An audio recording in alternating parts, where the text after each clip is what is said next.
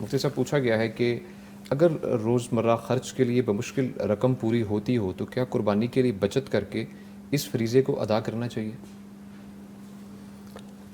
قربانی ایک سنت عمل ہے، یعنی مؤکد سنت عمل ہے اور بہت تاکید اس کی آئی ہے، لیکن یہ فرض نہیں ہے۔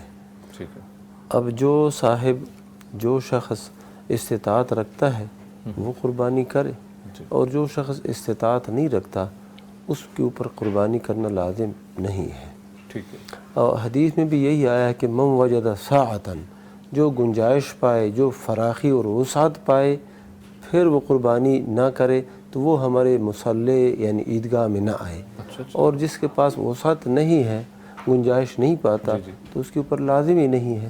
اب جو ہے نا یہ خرچ جو بمشکل یہ پورا ہو رہا ہے ان کے گھر کا، مزید اگر وہ اپنے اوپر تنگی کرتے ہیں تو یہ ان کی اپنی مرضی ہے، یہ کریں تو اس دن بڑی خوشی والی بات ہوتی ہے اور خوشی والا دن ہوتا ہے۔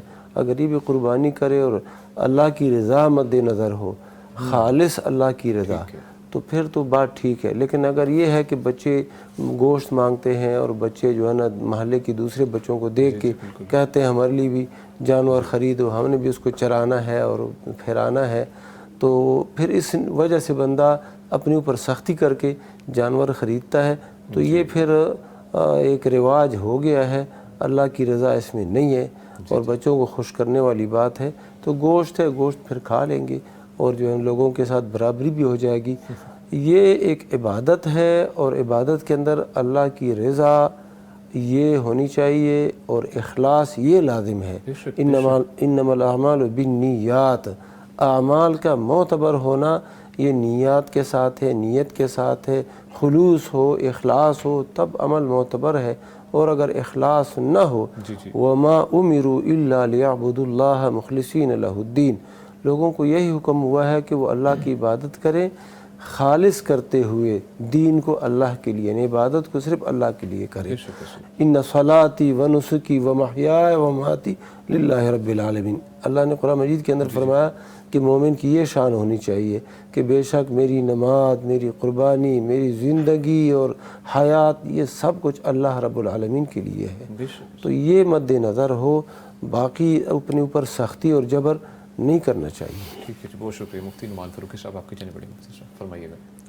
جی، اس میں ٹھیک فرمایا شیخ نے۔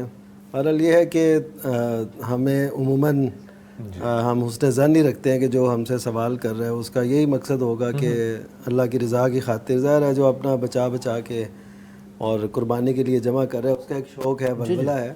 یہ ان لوگوں کے لیے بڑا سبق آموز ہے جن کے پاس وسعت ہوتی بھی ہے اور وہ اس طرف دھیان ہی نہیں کرتے، بلکہ یہ عجیب ہمارے ہاں چلن ہوتی ہے کہ ان دنوں میں آ کے نا مختلف بحثیں، جی آپ قربانی کے بجائے آپ یہ کام کر لیں، قربانی کے بجائے آپ ایسا کر لیں، تو ان لوگوں کے لیے دیکھیں کتنی مثال ہے کہ ان کے پاس استطاعت نہیں ہے، وہ قربانی کی کوشش کر رہے ہیں۔